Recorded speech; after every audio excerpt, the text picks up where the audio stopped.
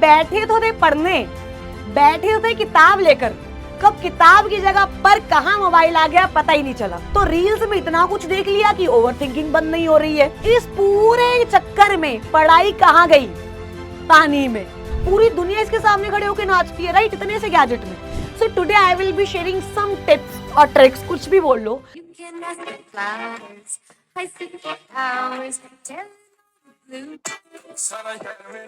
ओह sorry sorry sorry sorry, मैं reels देखने में इतनी ज्यादा मगन हो गई, मैं भूल गई कि रिकॉर्डिंग ऑन हो गई है। होता है तुम्हारे साथ भी ऐसा? सच बताना, होता है ना? राइट कि मैम बैठे तो थे पढ़ने, बैठे थे किताब लेकर, कब किताब की जगह पर कहां मोबाइल आ गया पता ही नहीं चला।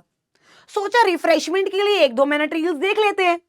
वो 1-2 मिनट 1-2 घंटे में कैसे बदल गई पता ही नहीं चला। और उसके बाद जब रील्स देखनी बंद की तो रील्स में इतना कुछ देख लिया कि ओवरथिंकिंग बंद नहीं हो रही है। अब ओवरथिंकिंग से सोचा थोड़ा सो जाते हैं, सोने लगे तो नींद नहीं आ रही, लेकिन जब पढ़ने का टाइम हुआ तब नींद आ गई तो सो गए। इस पूरे चक्कर में पढ़ाई कहां गई? पानी में, छपाक। यही होता है ना? सच बताना, होता है ना? और ये समझो, ये हर किसी के साथ होता है, क्योंकि फोकस स्पैन हमारा रहा ही नहीं है यार। हम लोग किसी चीज पे कंसंट्रेट कर ही नहीं पाते। हमें पता है कि पढ़ना जरूरी है वरना दिसंबर अटेम्प्ट खत्म हो जाएगा यार। ये पता होने के पता हेल्पलेसनेस कब होती है? जब मुझे पता है कि शिवानी बहुत काम पड़ा है, पढ़ ले, बहुत काम पड़ा है, पढ़ ले, पर शिवानी फिर भी नहीं पढ़ पा रही, तब आती है हेल्पलेसनेस कि पता है बहुत काम है पर अब करे क्या, हो ही नहीं रहा, मन ही नहीं कर रहा अंदर से। इसके पीछे बहुत रीजंस है, राइट, बहुत रीजंस है। इट मे बी हम बहुत ओवरथिंकिंग करते हैं, इट मे बी हमारा लाइफस्टाइल एकदम बेकार हो चुका है। सबसे बड़ी डिस्ट्रैक्शन मुझे लगता है आज के टाइम पे दैट फोन, फॉर श्योर। ये जो चुटकू सा भाई इतना सा गैजेट है, इसने पूरी दुनिया नचा रखी है, पूरी दुनिया इसके सामने खड़े होकर नाचती है, राइट, इतने से गैजेट में। अब समझो हम लोग ना इसके गुलाम है, जबकि क्या होना चाहिए था, इसको हमारा गुलाम होना चाहिए था। So today I will be sharing some tips और ट्रिक्स, कुछ भी बोल लो, जो it will help you so that आप लोग बिना किसी डिस्ट्रैक्शन के अपना काम अच्छे से कर पाओ। तो जो सबसे पहली चीज है, अरे पेन कहां गया, ये रहा। जो सबसे पहली चीज है is plan your day. Plan your day. तुम उठते हो, तुम ब्रश करते हो, ब्रश करने के बाद तुम्हें पता ही नहीं है कि तुम्हें करना क्या है। होता है, बिल्कुल होता है ऐसा। भाई अब मैं सोच रही हूँ, मैं शीशे के सामने सोच रही हूँ आज क्या करेंगे। हम सोच रहे थे खाने में ये खा ले, पर खाना खा के क्या करोगे भाई? अच्छा जब पता नहीं होता ना तो आलस आता है, लेकिन जब मुझे पता है कि आज मेरे ये टास्क अलाइंड है तो मुझे आलस नहीं आएगा, मुझे काम करने का मन करेगा। Plan your day. मेरे साथ ऐसा होता है, मैं बताऊं, सच में बता रही हूँ, बीइंग अ टीचर भी मैं आपको बता रही हूँ, अगर मेरा डे प्लान नहीं है तो मेरा बहुत टाइम इंस्टाग्राम पे जा रहा है, यूट्यूब पे जा रहा है। But if I have my day plan, आज सुबह से 8 बजे से मेरी क्लास थी, एंड कितना टाइम हो गया जब मैं वीडियो रिकॉर्ड कर रही हूँ, 3 बजने वाले हैं। ट्रस्ट मी ऑन दिस, मैंने टोटल 10 मिनट्स भी इंस्टाग्राम नहीं चलाया होगा, क्योंकि मेरा पूरा दिन प्लान्ड है, मेरा पूरा दिन पैक्ड है। अब जब मेरा पैक्ड है दिन, जब मेरा दिन प्लान्ड है, तो मुझे जरूरत नहीं है इंस्टाग्राम की, समझो। दूसरा utilise your breaks. Utilise your breaks. अब अगर मान लो 2 लेक्चर है तुम्हारे, 2 लेक्चर है, 1-1.5 घंटे का लेक्चर, उसके बीच में 30 मिनट्स की ब्रेक, और उसके बीच में उसके बाद 1.5 घंटे का लेक्चर। अब तुम अगर ये 30 मिनट फोन चलाओगे, तुम्हें क्या लगता है तुम अगली क्लास में फ्रेश बैठोगे? भाई अगली क्लास में जिंदा लाशें बैठेंगी, समझो। हम लोग क्या करते हैं, हम ब्रेक में फोन चला रहे हैं, माइंड फ्रेश। अरे भाई किसको पागल बना रहे हो तुम, मुझे या खुद को? फोन देखने से कब से माइंड फ्रेश होने लग गया? कब से रील्स देखने से मेरा माइंड फ्रेश हो गया? माइंड फ्रेश नहीं हुआ है, माइंड में जो जगह खाली थी उसको भी तुम भर रहे हो। फिर अगले लेक्चर में तो अपने आप लेटे ही रहोगे ना। तो चाहे तुम सेल्फ स्टडी कर रहे हो, चाहे तुम लेक्चर्स ले रहे हो, जो भी तुम्हें ब्रेक्स मिल रही है ना, जो भी तुम्हें ब्रेक्स मिल रही हैं, उन ब्रेक्स को यूटिलाइज करो। हेड डाउन कर लो, बाहर जाके थोड़ा वॉक कर आओ, कुछ नारियल पानी पी लो, हाइड्रेटेड रहो। उन ब्रेक्स को यूटिलाइज करो। अब ब्रेक्स में फोन चलाओगे फिर तो तुम भूल जाओ कि तुम्हारा कुछ हो जाएगा। फिर तो मैं बहुत साफ बात बोल रही हूँ, राइट।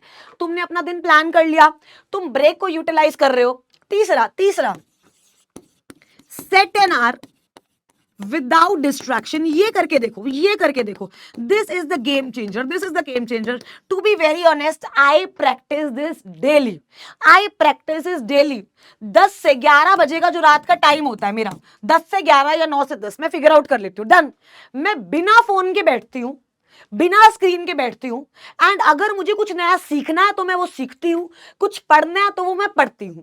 10 से 11 ना किसी का फोन उठेगा, ना किसी के मैसेज का रिप्लाई होगा, ना कोई रील देखी जाएगी, ना यूट्यूब वीडियो देखी जाएगी, कुछ देखा नहीं जाएगा। सिर्फ 1 घंटा, सिर्फ 1 घंटा।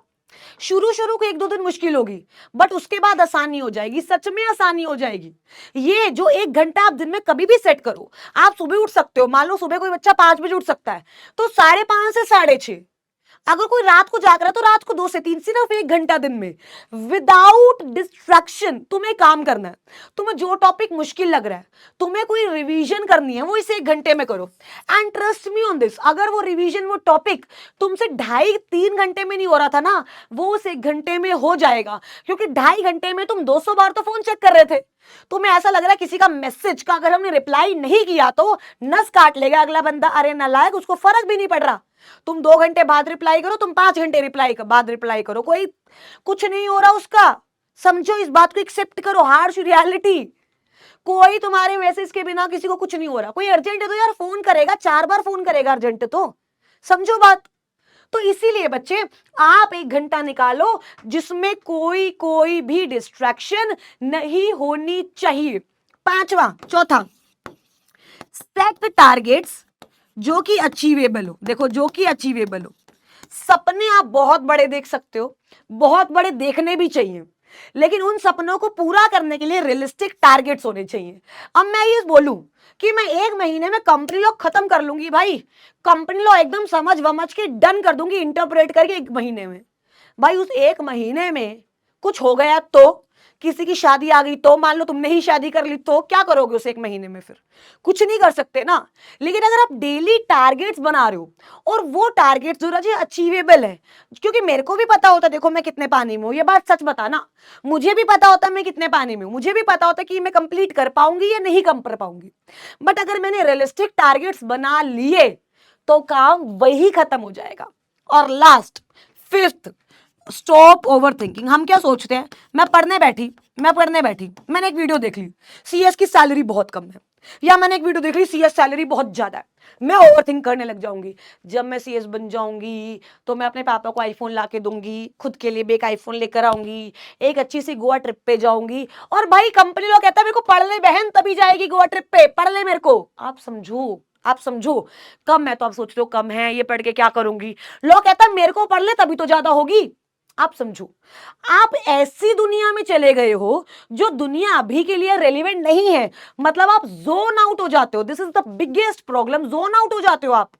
तो जोन आउट जब आप हो ना, फटाफट से अपने आप को प्रेजेंट में लाओ। अपने आगे जो किताब है उस पर देखो, अरे किताब, ये मेरा प्रेजेंट है, ये मेरा प्रेजेंट है, और यही मेरा फ्यूचर डिफाइन करेगी। समझो, जब भी जोन आउट हो ना, आप देखो आपके पास चीज क्या है, वो आपका प्रेजेंट है, और वही आपको जोन में वापस लेकर आएगी, वही आपको जोन में लेकर आएगी।